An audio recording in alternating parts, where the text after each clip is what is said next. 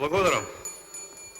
И овој закон, поднесен од колеги пратеници, е уште една потврда дека популизмот е уклучен на најако. Ова особено доаѓа до израз поради пред малку завршената пресконференција на Министерката за финансии, каде го укинуваме прогресивното одоночување, го одлагаме за 3 години одоночувањето на капиталните добивки и на приходите од камати на штедни влогови, покачуваме прагот за регистрација за ДДВ образник од 1 милион на 3 милиони денари, го стимнуваме прагот за социјални придоноси од 16 просечни плати на 4 просечни плати и, народски кажано, даноци да ги намалуваме, а пари ќе има за се, бидете сигурни, граѓани, почитувани граѓани, барем до изборите. Со овој предлог закон се предлага средствата за спорт преку мерката на искористување или намалувањето на основица за плаќање на данок на добивка до најмногу 50% од пресметаниот данок, кои што ќе се инвестираат во спортот, горниот праг на вкупните средства за оваа намена од 6 милиони евра да се зголеми на 10 милиони евра. И сега во самиот предлог закон, поднесен од колеги пратеници, проценка на финансиските средства потребни за спроведување на предлогот на законот стои: за спроведувањето на предлогот на закон за изменување на законот за данок на добивка не е потребно обезбедување на финансиски средства. Како бе тоа не е потребно обезбедување на финансиски средства кога го зголемуваме прагот од 6 милиони на 10 милиони? Од друга страна, колеги пратеници, подносители на овој закон, не ги гледам тука подносителите, кај ви анализата колку од овие средства се реализирани, не зборам за доделени ваучери од Агенцијата за млади и спорт, туку зборам за инвестирани средства од спонзорите во спортот, за искористени ваучери.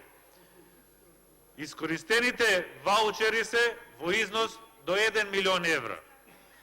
Зошто го качувате прагот од 6 милиони на 10 милиони евра? Од чист популизам во престојното предизборие и ништо друго. Околу тоа што воопшто немате за овој предлог закон кој што има фискални импликации од 4 милиони евра врз буџетот, немате ни мислење од Министерство за финансии.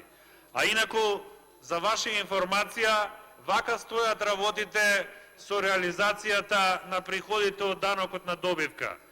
До 3/4 пројдени од годината, наместо 75% реализација на приходите, имаме само 59% реализација.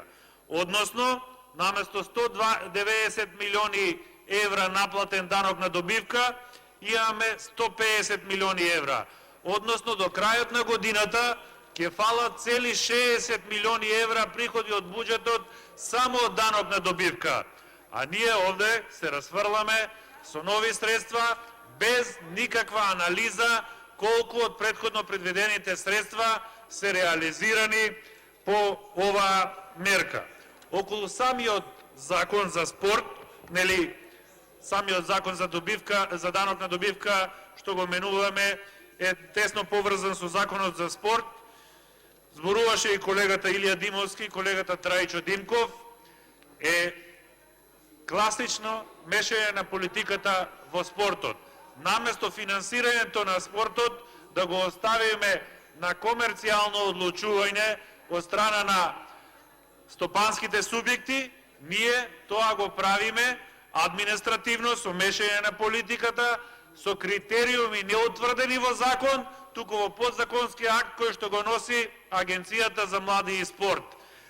Колеги пратеници, додека за судбината на спортските клубови одлучуваат советите на општините преку доделување на средства од програмата за финансирање на спортски активности и доколку и понатаму за судбината на спортот одлучуваат политички фактори во Агенцијата за млади и спорт, ние не му обезбедуваме никаква иднина на македонскиот спорт.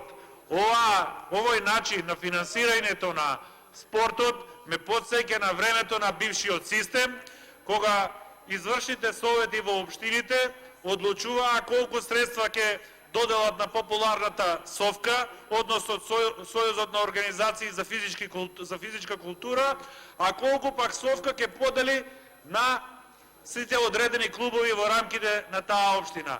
Тоа е класично мешање на политиката во спортот. Законот за спорт, врз база на кој што го менуваме и овој закон за данок на добивка, е потполно подеднаков на начинот на финансирање на спортот во поранешниот систем. Со мешање во политиката никаква перспектива нема обезбедуваме на македонскиот спорт. Ви благодарам. Реџели Исмаили не е присутен.